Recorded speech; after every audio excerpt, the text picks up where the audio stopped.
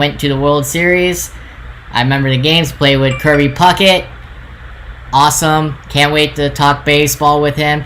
And we got on Hardy Nickerson Jr., who's played 3 years in the NFL, still looking for NFL work, but he'll get to that. But it's going to be a fun show. Welcome to this Friday edition, Eric. How are you? Yeah, it's a good Friday, Byron. A week from now, we will be watching some live baseball, live Major League Baseball. So exciting to talk some baseball with a Hall of Famer. We'll talk some Twins baseball and baseball in general, and talk a little football too. And do we got our anchor up for this special occasion? Do we? Do we? Yeah. Yes, we do. Perfect. Alrighty. We are good to go. So, yeah, let's hop right into. We got some, like you said, I can't wait. We got counting down, a week? Which is my birthday. We got a week till opening day. Weird, isn't it? It's weird. It doesn't feel like opening day is a week away. It just doesn't. But I think once the games start going, it'll feel like a baseball season. I truly believe that. And I'll be watching the games on TV. My cutout might be at Tropicana Field. I heard the Rays were doing that amongst other teams as well. Did you hear that? No, I didn't. Yeah. So for I did hear that. Season ticket holders, right? Well, and anyone. So it's $40 for season ticket holders and $60 for anyone else who wants, take a picture of yourself and you send it over, and they do a cardboard cutout of yourself, and they put you somewhere in the stadium. So I'll probably go ahead and do that. You get to keep the cutout afterwards. So look, for me, it would be a memorabilia. Hopefully to a really good season and ending. So. Yeah, it's going to be have you had a chance to check any of the split squad games that have been going on? I know the Padres had one a couple days ago. I didn't get to tune in, but I don't really care about that, so. But it was just. Yeah. I did tune in a little bit because of my son watched it. It was definitely weird, but, hey, it's definitely something, interesting. Like, they got the animated noise going, the sound going. It's like, makes you actually, even though there's no fans, it, makes you feel like you're there. Yeah, so I think the split squad game Tuesday is going to be shown on TV, so I'll watch that. And, sorry, I got a live audience here, and they're chirping. But no, so I haven't watched too much. I've seen some tweets and some short videos, but it's exciting. It is. I'm glad for it.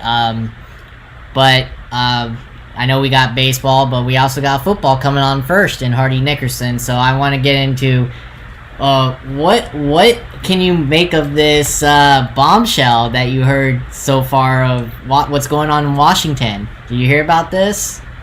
Oh, it's you want to talk about a shitstorm? Wow. Yeah. This story, when I first heard, I heard something catastrophe was going to come out from the Washington Post, but wow, when I heard this.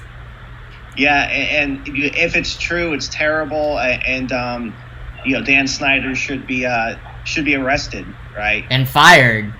Well, and fired at the minimum, yeah. To not have the team, ever again. Right. You want to talk? They might be the most, of all the major sports teams. They'd have to be the one that's like. There's so much turmoil amongst the team name. Now they're nameless now, and you have the owner who looks like who could very well be a complete scumbag criminal. Yeah, exactly. I sort of figured something was up because Dan Patrick broke the story first when he first, and then it was the Who's Who and down Fox Sports Radio and all this. They broke the story first. When I first heard that, apparently before this found out that they were going to release this catastrophe story, Washington Post, that very night before this all went down and was announced, they fired the 2 guys that supposedly did this, and I don't know who they were, but they in the organization they fired these 2 guys, and then all of a sudden in that morning before the story broke, their longtime radio announcer was also accused of doing this as well, and he retired. So put 2 and 2 together. I mean, right. So yeah. Long story. We don't have to drag this story on for forever here. But yeah, I mean, short story. It'd be interesting how it turns out. Redskins, which is Washington, however you want to say what they are. Just Washington right now. Yeah. They are one of the more storied franchises in the NFL. I mean, they have a large following right in the nation's capital. So, this story's not going away anytime soon. No, it's not. And then I got to get into the other one, too. Do you agree with Derrick Henry being signed 4 years to that extension? Do you think he's a caliber going to last that long? Do you think he deserves that money? I think he deserves the money, absolutely. I mean, he brought the Titans, single-handedly to the playoffs, and he beat the Patriots as well. You don't think he'll turn into what Zeke is now, total decline, after Zeke signed that deal? Right. We've talked about running backs. Their shelf life is probably the shortest amongst any sports athlete. It is. But 4 years, I mean, how old is Henry? 20, maybe 25? Yeah. Around that, yeah. I think a 4-year. I think it's fair. I wouldn't have gone any longer, but you still get him in his 20s, and if he keeps his body in shape and also is lucky, right? Let's be honest, gets lucky and not has a big injury. I think it's a great deal. Yeah, I think you had to do it. Before we get on to Hardy, I knew it too. I mean, all the reports out there, but I knew this wasn't going to happen. The Cowboys weren't going to sign Prescott. I just knew that. He was going to sign that franchise tender and be under that for this year. Even though a report came out from Jane Slater, who covers the team, said that Dak Prescott had a change of heart the last hour and wanted to negotiate to the original deal, but the Jones said it was too late, which it was. So I knew that one was going on. So, I mean, I don't know what your take on that is, but I think, dude, you're an idiot. Yeah. You wait the last hour when they can't do nothing. You should. What happened to the rest of it? What happened to the rest of the day? You had till 3:00 yesterday to do the negotiate, and no, it didn't happen. So I don't know. But yeah, let's get right to it. Do you want to get right into the guest, Hardy Nickerson? Let's give him a call. Alrighty, let's do this.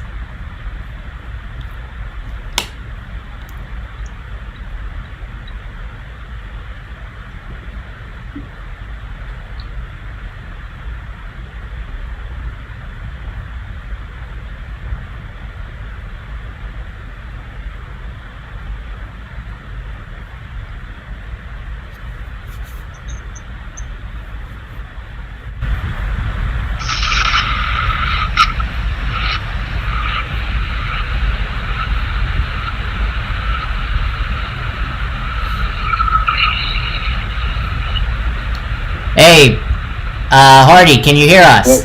Hello, how are you tonight? Yep. I'm doing well, you? Good, just staying safe out there, hanging in there. How about you? Same, just, just trying to stay healthy right now. Ain't that the truth? So are we. But yeah, I mean, I want to get right to it, talk a little current topics before we get into your career. I want to ask you, seeing how you played for the Bengals, and their number one pick in Joe Burrow. How well do you think he will fit in with what the Bengals are doing over there? I think he'll fit in. He's coming right in. He pretty much has to be the guy with Andy leaving. From what I saw from him in college, I think he should fit in right there. He's got some weapons with AJ Green, John Ross, Joe Mixon, a couple other guys. But he's coming into a team that should be able to bounce back from last year. Hey, Hardy, this is Eric, co-host of the show. Thanks for joining us. We have joining us for the show. I wanted to ask, so obviously you grew up in a football family. I was a big fan of your father when he was with the Buccaneers, and I hope he's doing well over in Illinois. And kid. It was pretty much the norm. It was pretty much the norm going to my dad's games, just being around the facilities wherever he was playing.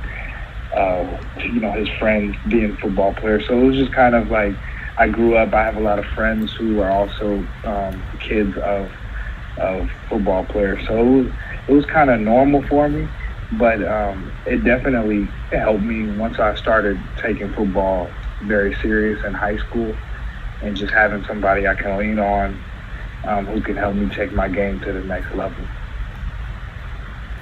Now, I see you're a free agent, so have you had any team contact you as of yet to see if you can play this year, or? Yeah, I've had a few teams hit me up, during this whole off season and just trying to make sure I'm been working out in shape. It's just been hard to get workouts and stuff in because with their team and their personnel watching with the shutdowns and all that stuff. So once everything gets rolling, I should have an opportunity to showcase what I can do going on my fourth year. All right. So exactly how difficult and what does your workouts look like? How are they different now than they were, say, last year this time, given the whole virus outbreak? Well, last year this time it was I trained at Cal Berkeley with my old strength coach, and then we have a couple other NFL guys that work out with me too. So it was just a group environment, and as soon as everything got shut down in March, it was just, all right, we can't use the facility anymore. So we used this other gym, and then it got shut down. So it's been challenging, but luckily I have some weights at the house, and then there are plenty of fields out here where I can get my drill work in and speed work and conditioning and all that stuff in. So it hasn't been too bad. I feel like I'm in great shape right now. Just the challenging part has been just trying to get workout scheduled with teams and not knowing what the schedule is going to be. Right. So I got to ask you about one of your former teammates, since you played for the Bengals. I got to ask about, you mentioned him when we were mentioning Burrow, AJ Green. I feel bad for this guy. He can't stay healthy a full year. Do you think he can have a bounce back year and stay healthy a full year, and then maybe, hopefully, he'll be signed long term with the Bengals to help Joe Burrow? Definitely. I think that when he's healthy, he's a top receiver in the NFL. My rookie year, he was healthy the whole year, dominated. My second year, he was having a great season, and then I think he had a toe injury, and then last year, the ankle. But no, I think that he's had, without any OTAs, he's probably been killing it in the rehab session. So I think that he'll bounce back big time and really take off.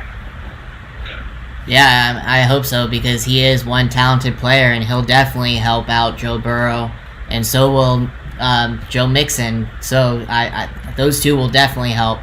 Um, but now I want to talk to you too about some franchise tenders that went down a couple days ago. Uh, do you think it was a great move by the Titans to sign Derrick Henry to 4 years, knowing about the running back might have a shelf life? Yeah, I think so. I think he carried the team last year, so um, in order to get him signed, I honestly thought he was going to get signed before um, the quarterback, but I'm happy that he was able to get that done. Right after signing the tender. Um, he's a great back, hell of a player. I think that he's so big, and once he gets going, he's just so hard to bring down. That and you worry about backs wearing out and getting injury prone. I think he stayed healthy majority of his career. And his style is different. I feel like he can have longevity in the league. Yeah, one of the questions I have, so we bring up health a lot, and football is such a contact sport, and health is so important to be on the field. So with the rules, rules changes of the rules, it's kind of geared towards the safety of the players. What's your take on that? Do you think it's doing the right thing and guys are staying healthier, or do you think it's doing an adverse effect? Have you given that much thought? I think it's keeping guys safer. Honestly, you don't have guys peeling back blindside blocks anymore. So those types of concussions and injuries that come from those types of plays, it's taking that out. So it's keeping the guys healthier. The hard part is as a linebacker and as a defensive player is just those quick plays where the quarterback might slide last second, or a receiver goes down, he catches the ball, goes down, and it's helmet to helmet. Like those sort of plays where it's bang, bang, it's still hard to, everybody says, oh, well, you got to keep the head out of the game. But in those situations, it's so hard to keep it out within the millisecond of you just trying to make a play. And sometimes, guys are head hunting, but sometimes it's just that quick, reaction time where, for whatever reason, you couldn't get your head out of the way, and now you got a $30,000 fine waiting for you. So, it's it's something that it's just a part of the game now, I guess, with just trying to keep the guys safe. But those are the hard parts. The easy part is just, all right, now when you're on punt return, you got a clean shot on the guy. All right, I'm gonna just wall him off instead of tearing him up. But those are the easy ones. But it's just those quick plays where receivers over the middle, catch tackle type scenarios where play like, oh, did I really do that? Also, I forgot about this, but just taking the quarterback down a lane and using your weight on him. Sometimes, or I've seen guys trip and hit him below the waist, get a flag. It's just all sorts of things that make it difficult for a defender. But it's all for the safety of the guys. So my final question before we let you go here, since you did play in that AFC North division with the Steelers, the Browns, and the Ravens, what do you remember most about playing in that tough division, and what'd you like most about it, facing off against those teams? Man, the thing I liked most about it was that league is just so tough. You're gonna have just physical teams, good defensive teams in that division, Yeah. Well-coached teams. So when you go up to Pittsburgh, you go to Baltimore, and Cleveland is back playing some good ball. So every game you play in, it's just so intense. Every play matters. From the first snap to the end of the game. And I'll start with Pittsburgh. Going out playing Big Ben twice a year. It's just seemed to. I never beat those guys. I played them 6 times. Never beat them. Wow. We've been in some tough games with them where one year we played them at home. AB caught a slant route almost last play of the game, won the game for him.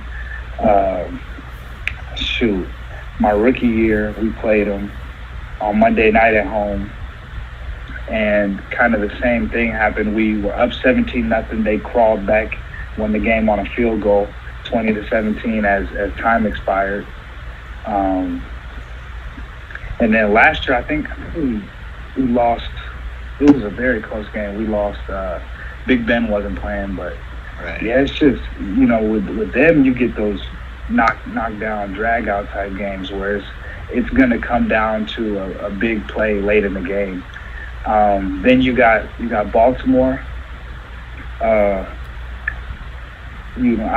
beaten them, they've beaten us, but ever since they got Lamar Jackson, it's taken off. It used to be they control the clock with Flacco. Yeah. Some deep balls every now and then, but just great defense, control the clock, physical team. But I remember before Flacco got hurt, they were bringing Lamar in on wildcat plays, and he was just they didn't have a specific role for him, but we played his first start, and Lamar, we had practiced all week. We were like, okay, Lamar's going to play, but preseason, they had ran their normal offense with him. So we're thinking, okay, yeah, they're gonna keep. They might do some more zone read stuff, but they're gonna keep him under center. They're gonna run their normal power run offense. They came out, changed the whole offense to what you see now. So it's just with that now, it's so hard to defend your DNs. They say keep contained, but I mean, who can really keep contained on a guy who's one of the fastest guys in the league? Right. And then Cleveland, you got Baker Mayfield, all his weapons. Defense is you got so many first round picks over there. Top 5 first round picks over there. They just have accumulated seems like an all-star team when you look at them on paper. Right. So it's definitely an intense competitive division. So yeah, it was very fun playing in that division. So finish this sentence. Fill in the blank. The team that the Bengals are most rivals with is who? Steelers. Okay, I could see that. I would have said the crosstown rivals. I would have said the Browns. That's it. Yeah, I think the city might be. I don't know, but when we play Pittsburgh, and Pittsburgh might not think this, you know how sometimes rivalries, I know in college, when I was at Cal, we hated SC. I don't know if they hated us as much as we hated them, but I know when Pittsburgh week is, everybody is ramped up, and it's one of those weeks where you don't like the guys on the other side of the field.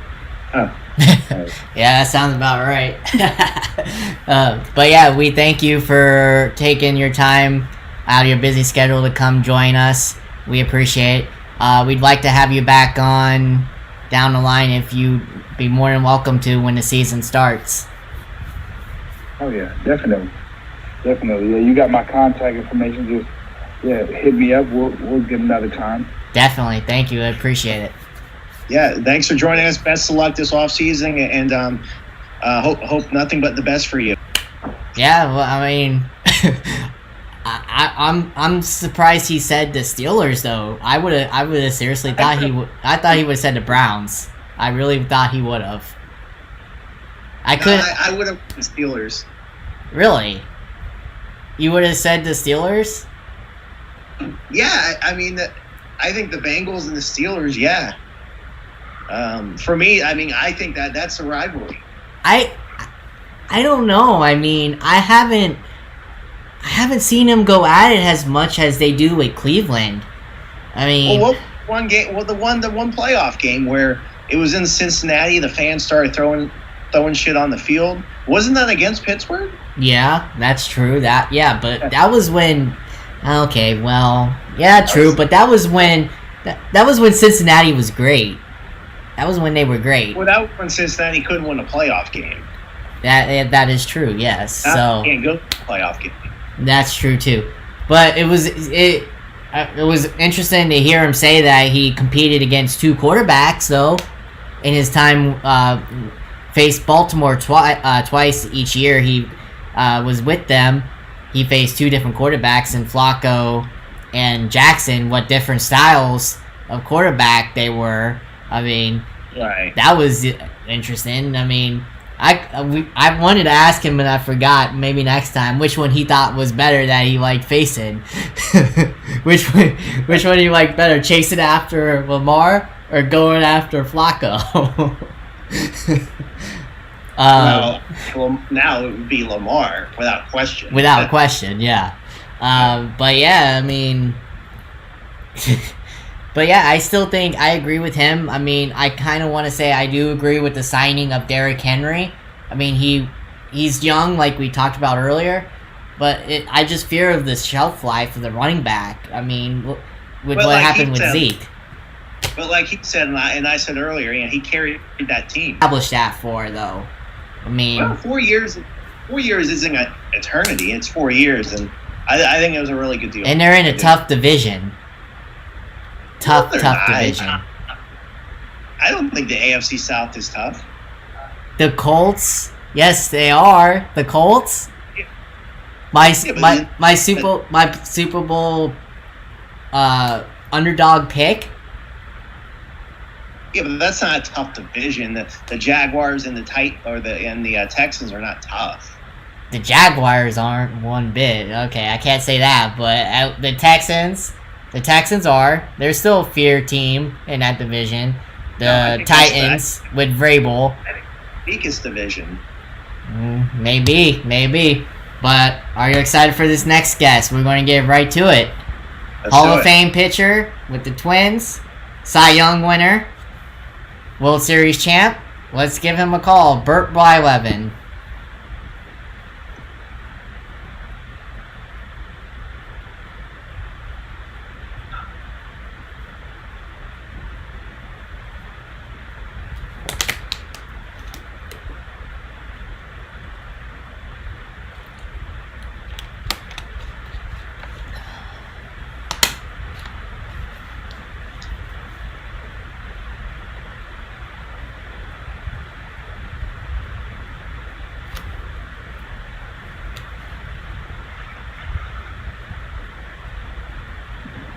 Hey, Bert. I can't come to the phone right now, but if you leave your name and number, I'll get back to you as soon as I can. Have a great day. At the tone, please record your message. When you have finished recording, you may hang up or press 1 for more options. Alright, well, hopefully he calls back. So, yeah, well, but yeah, I'm thinking, oh, here he is. Hey Bert, welcome to the show. I don't know what happened with the Skype there. I called you, so I don't know what happened there. Yeah, no problem. No trouble, Byron. First of all, thank you for having me. Second, I hope that everybody is safe. Oh yeah. And hopefully this virus one day will be behind us. Oh yeah, let's hope so. That's all we can pray for, that this will be ahead of us. Away. That's right. So, but yeah, let's hop right into it. You were Cy Young winner, World Series champ, Hall of Famer.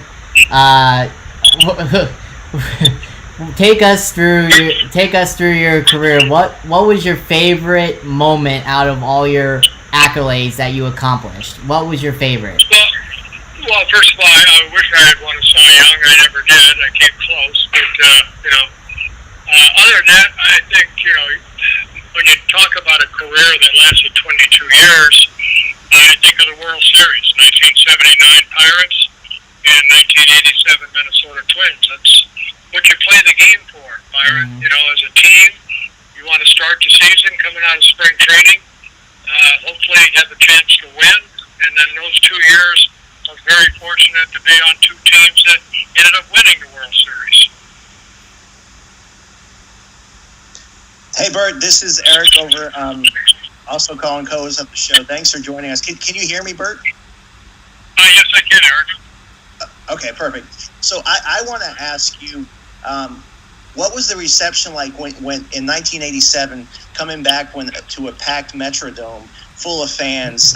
What was that experience like? I have a good friend who wanted me to ask you that, big Twins fan. So what was that like?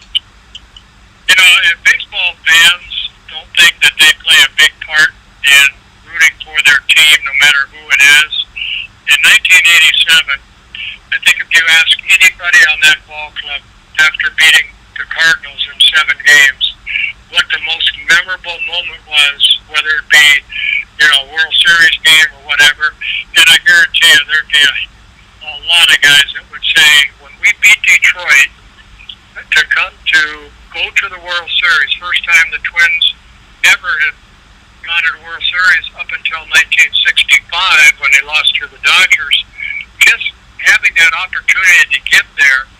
We were excited, of course, on the plane ride going back from Detroit to Minneapolis, Minnesota, and they informed us on the plane that they would like to take us to the stadium because they were going to open up the stadium to season ticket holders.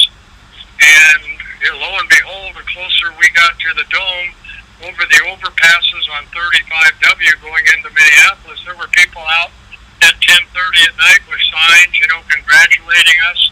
And when the buses pulled up, we were in 2 buses. When they pulled up, and if anybody's ever been to the Metrodome, you know that it's air inflated, and you have to kind of come in. And when they opened up the loading docks, there were 55,000 people at 11 o'clock at night wishing us good luck going to the World Series. It was unbelievable. The first 2 games were played in Minnesota. They said the noise factor was sitting next to a jet engine. That's how loud it was. We won the first 2 ball games in Minnesota. Went to St. Louis. We lost 3 there, close games. But then we came back, and even though we were down 3 games to 2, we knew we had that 10th player on the field, and that was the fans. So, again, fans, if you think that you don't play a big part in team success, believe me, you do by the enthusiasm in your voices. So, now that you said that, then, now that you mentioned the Metrodome, I gotta ask you, because you also are the analyst on TV guy for the Twins. What part do you enjoy the most? I know you did both the Metrodome and Target Field. Which field do you like better? Metrodome or Target Field? Well, for 28 years, the Twins played in the Metrodome. They kind of jumped on the back of the Vikings when they moved into the Metrodome in 1982. For 28 years, it was fun. As a player, you're guaranteed in a dome stadium that the game's going to be starting at a certain time. No rain delays, nothing like that. 2 world championships, not only 87, but also 91, when Jack Morris, I think, pitched probably the best game ever in Game 7, the 10-inning win against the Atlanta Braves. But, I like outdoor baseball. Target Field is beautiful. It's one of the best ballparks in all of baseball. But I think everybody that played in the Dome also has great memories of the success the Twins had there. Now they're trying to bring that success out to Target Field and hopefully one day get back to the World Series. Right. I have to agree. Target Field's awesome. I've been there 7-8 times. You can't beat the backdrop of the buildings in the background. It's such a beautiful stadium. It really is. You know what, guys? There's so many beautiful ballparks now. I like those like Fenway Park. When I was 19 years old, I joined the team in Boston and got to, my first major league ballpark experience other than Anaheim and LA growing up in Los Angeles and Orange County. But having the opportunity to just sit and watch a ball game in the dugout at Fenway Park was incredible.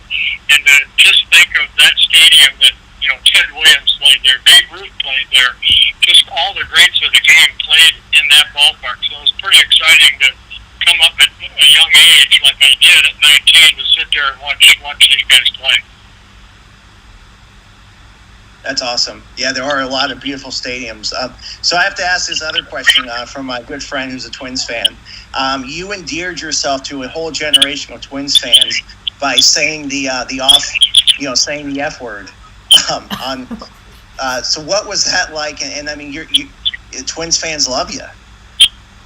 Well, that was a mistake. I never want to say that again on the air. I thought we were rehearsing, and we were not. We were live. So I had an opportunity to apologize. I did, of course, miss some games because of that, but I don't think anybody ever wants to go to that extreme and make a mistake like I did. So I did apologize. I felt bad, but, hey, move on. What can you do? It's not the worst thing that ever happened, and it's part of the game. It's not. I agree. No, exactly. It was, mistakes happen. So before we let you go, I want to ask you about this year's Twins team. The lineup-wise, they're probably one of the best lineups in the league. Do you think they have the pitching, and how does a 60-game season, do you think that benefits the Twins or hurts them?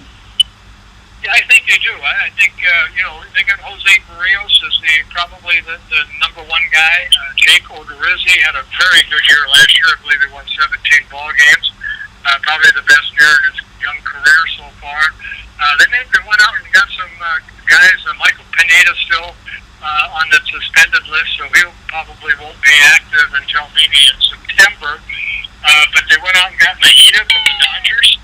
They got Rich Hill, also a left-handed pitcher that was in spring training when I was there in March, kind of still rehabbing. But all the signs are that this young man is ready to go. So I think, along with Ryan Dahlbach, a guy that came up last year, they've got probably 6 guys that can fit the 5-man rotation if that's what Rocco Baldelli decides to do. But there's some good arms, good bullpen too, great arms out there. Right now the closer is Taylor Rogers, and he took over last year. He did a great job, but you got guys like Duffy, and they went out and got Chipper from the guy that's been a workhorse over the last 10 years. He's been at least 50 games every year. You got Trevor May, you got mentioned Duffy. There's some great arms out there, bullpen. So I gotta ask you then. With the shortened season, the 60-game season, what has the advantage, the pitching or the hitting? 3 weeks spring training, they're biting at the bit. It's not a mile race anymore. It's a quarter of a mile race, and it's a matter of who starts off strong. Twins offensively, they're going to put up a lot of numbers, a lot of home runs. They hit 307 last year. 60 games, a lot of things can happen. Everybody's in the race, and should be fun to watch. So what have you guys found out from the network standpoint? Are you guys actually going to be broadcasting live from the field? From the field? When the Twins are at home, we'll be in the booth. And then when they go on the road, we'll still be in the booth, but in Minnesota. Every team is doing that. No TV or radio personnel will be traveling with the team because of the virus and all that situation. So, we'll do it off the monitor and, do the best we can and have fun, and hopefully the Twins win. That's good. That's going to be weird after all this time. Oh, wow. That's going to be weird for you guys. Like, for any radio and TV guys. Wow. That's the new norm for now. Wow. But it'll be strange, but you know what? I think fans want to see real baseball. They're tired of watching the '87 World Series team or '91. Oh, yeah. They want to see these guys that are current day players get out there and hopefully do what they do best, and it's win some ball games for the Twins. Trust me, I'm tired of watching over and over Padre games, but I have no choice. That's why I paid $100 at the beginning of the season just to see my Padres. So I gotta watch something. Well, at least you get to listen to Mark Grant. I love that man. Oh, I know. He makes the game more interesting to watch. Him and Orsillo are a tremendous team together. I just had on last week Scanlon, who's also part of that broadcast team, and he would say the same thing as you did, that Mudcat Grant is the one who is really entertaining, makes the room full of laughters. That's how he is. So. Well, you know what? I always looked at every broadcast I had, and I grew up listening to Ben Scully. With the Dodgers, of course, a great Ben Scully. But always look at every telecast that there's just somebody out there that just worked from 8 to 5, had dinner with family. They put their feet up, maybe have a beer, turn on a ball game. They don't need to hear anything negative. They need to find a positive, and that's the way Ben Scully always described ball game. There was always a positive out of a negative, and that's the way I think we have to live this world. It is an ugly world right now. Right. So my last question to you before we let you go, I want to ask you about the division that you're in. Who has the advantage coming into the 60-game season out of your division? Because I know you guys are facing against the NL Central teams. That also makes it a little bit tough too, because you got the Cubs, the Cardinals, and the Brewers. So what do you see with the outcome of your division? Well, I know that there's 40 games that are played in the Central Division against your Central Division opponents. 20 games that would be played against the National League Central Division for the Minnesota Twins. Chicago White Sox, they went out and improved their ball club. I think it's just a matter of their starting pitching and their bullpen can hold up. But I think the Twins look very good all around. And if they can stay healthy, stay virus-free or just injury-free, they should have an opportunity to go to postseason. And hopefully, once you get to postseason, you don't know what might happen. So, it's going to be a foot race, and we'll see who comes out on top. Yeah, I can't wait. I've got the Padres and the Rays in the World Series. That's what I got. I like that. Number 1 and 2 in baseball and prospects, so I got that, and talent, so I'm good with that. But I gotta go for the Padres. But that's okay. You know what? You're a diehard. I like to hear that. Thank you, appreciate it. And I got my co-host is diehard Rays, so he wants to see the Rays. So. Yeah, but I have a It's amazing. The Rays need a new stadium, but they keep winning. They keep producing great young players. So it's a great organization, also. By far. But we thank you for taking time out of your busy schedule, especially now with games coming along the line, a week down the line. So we appreciate it. We'd like to have you on again down the line when the season. I hope so. Thank you. Thank you very much. Definitely. Byron, Eric, thank you very much for having me on, and God bless you guys. And, hopefully everybody stays healthy. Definitely. And thank you so much. You as well. When you're family as well. And I'll keep in touch. Please do. Thank you. Definitely. You have a good night. Good night. Thank you. Bye. Bye. Wow. Could you not have a nicer guy? I know, right? I mean, come on. Could you not have a nicer guy on? No offense to any of the past guests we've had, but yeah, I mean, I agree. I mean, you want to talk about something? He's a Hall of Famer. He has all these accolades. Yeah. And the guy is as nice as can be. I mean, that was awesome. That great was. Talking as well with him. How dare you ask about that? Because I remember that because I saw it on YouTube. YouTube. That's how I know about it. I was like, oh God, he's actually going to go there?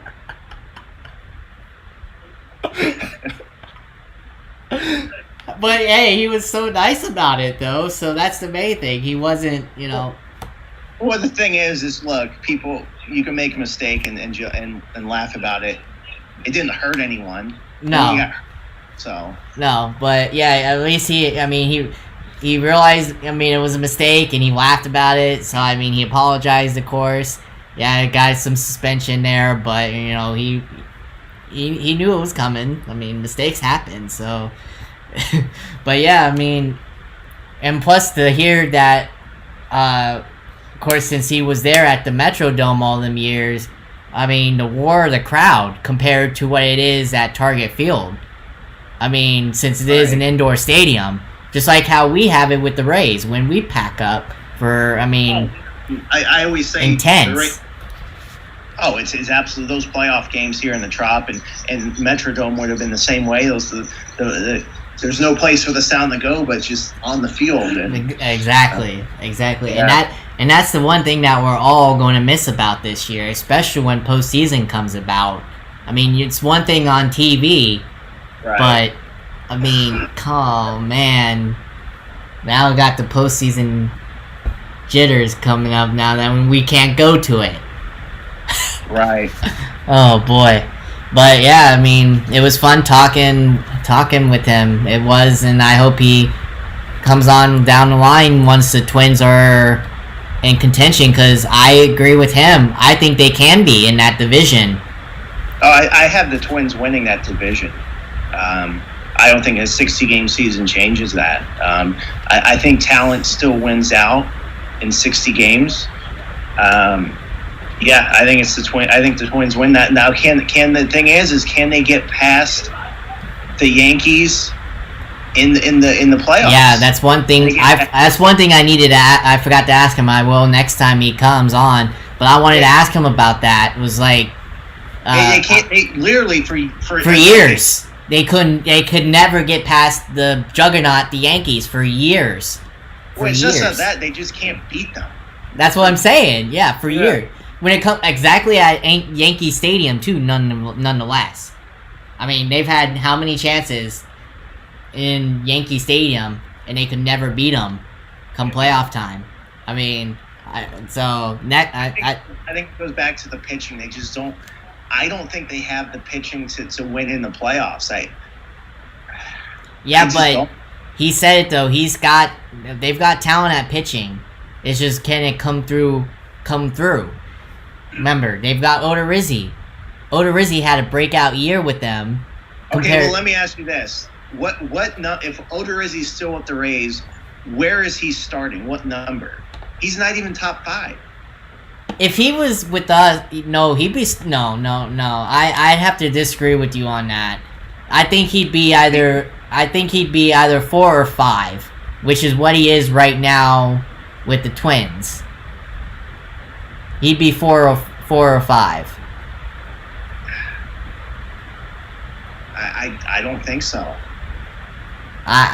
It's up. I don't think he's their 4. I don't think he's their 4th starter. He's like their 2 or 3. It's up. It's definitely up for debate because you can't.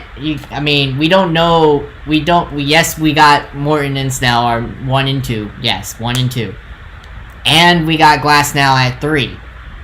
Right. But I just don't see Yarbrough or Chirinos better than Odorizzi. I don't. I think they're both better, and then I think Brandon McKay, he could be a starter. He's better. He could be. Yes, he could be, but I don't. That's tough. I'm talking maybe down in the future, but I'm talking about right now. Odorizzi just. Their bullpen. Yeah, they got Rogers. Rogers is a solid. You could say he's a solid closer. But the other guys in the pen, I just don't think that they can compete in a playoff situation. They don't have the talent. I'd have to agree with you on that. They have the starting, but they don't have No, I didn't say they have the starting. I don't think they have the starting pitching either. No, they got starting. They just don't have bullpen. No, Rich Hill, who's like 40. Odorizzi. He's overperformed this 2 years with the Twins. That's definitely up for debate, but they're in a winnable division for sure. Right. I think that it's their division to lose. Absolutely. No matter how much the White Sox have gotten better in the offseason, I can't trust the White Sox pitching.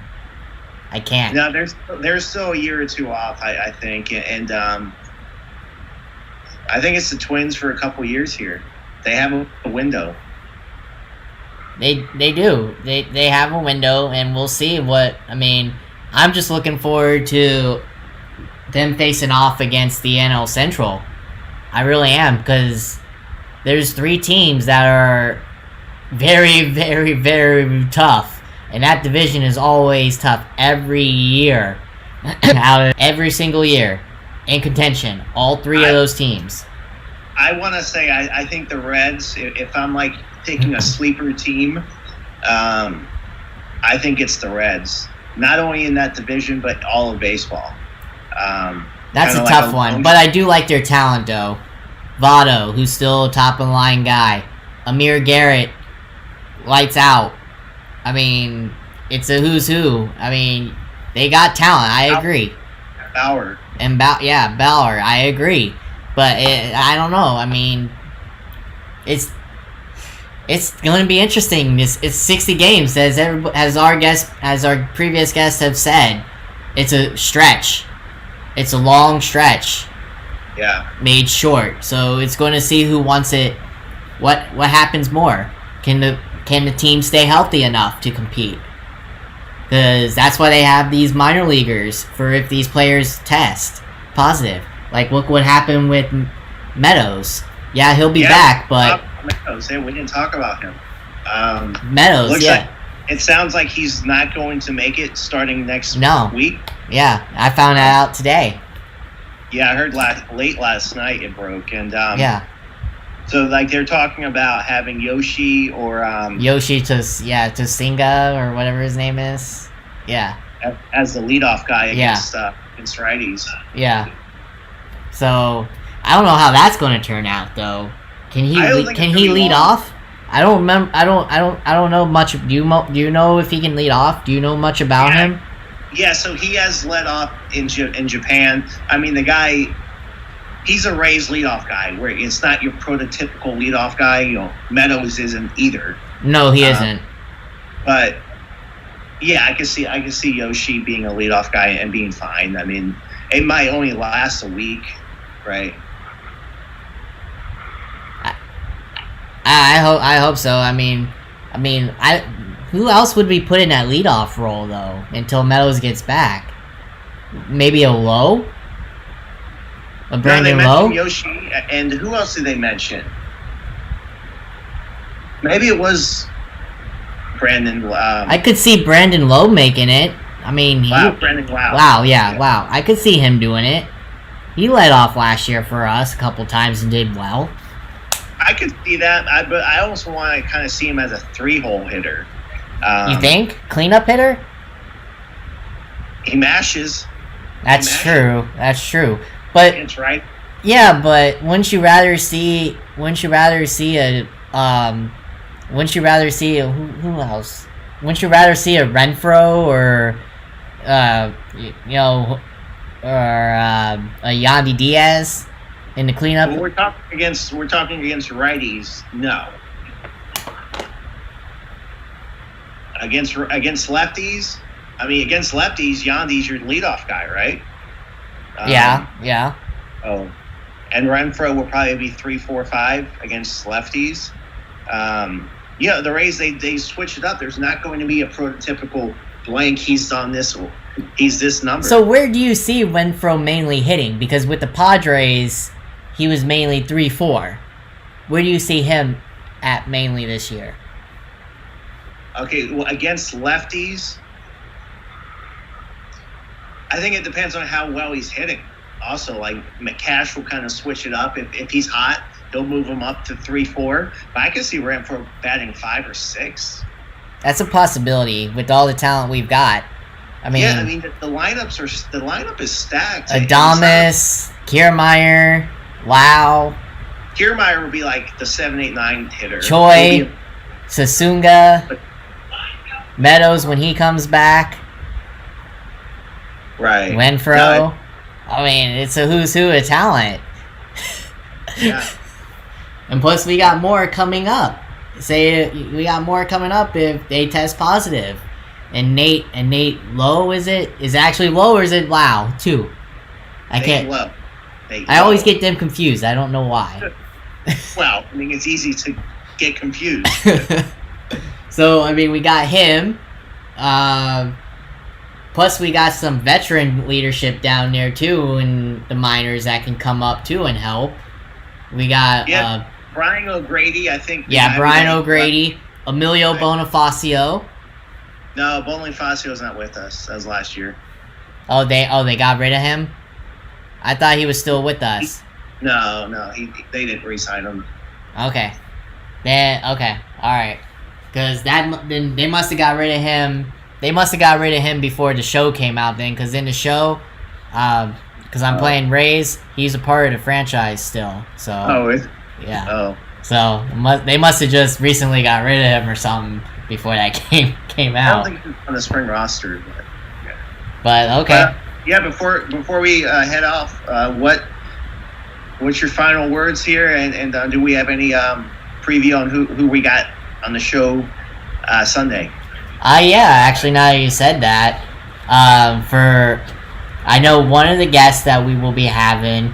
He is the current voice of our favorite game that we play, Madden. Brandon Godin. He is of Fox Sports as well. He does the game. He calls Madden with Charles Davis. Oh, that's gonna be fun. I know. We're gonna talk some Madden with him and how he got that role, and plus what he's doing with Fox Sports as well. So that's going to be an interesting combo. That'd be fun, yeah. To see where he ranks. To see where he ranks himself amongst the guys who have been in Madden, from Nance to Summerall to Michaels. See where he thinks of him as ranks amongst them. So that's going to be an interesting conversation. Yeah. For the other one, I think we have former pitcher of the Cubs and Padres and somebody else. I think his name is Mike Campbell. I'll have to check for sure, but I think that's who the other one is for Sunday. Great. So we'll have a good show Sunday. We'll talk some more sports as all the live sports slowly happens. Progress. Yep. Progressing to happen. So great. Good stuff. Everyone listening, have a great weekend, and we'll see you Sunday night. Oh, real quick. By the way, we do need to get our media stuff. If we're going to be, so we can interview these players. We got to get our media stuff sometime. When this all ends. We got to get our media stuff so we can interview these players. You got it, Byron. Yes. All right. I will see you Sunday. You have a good night. Thanks. You too. And everyone else. Stay safe. Bye. Bye.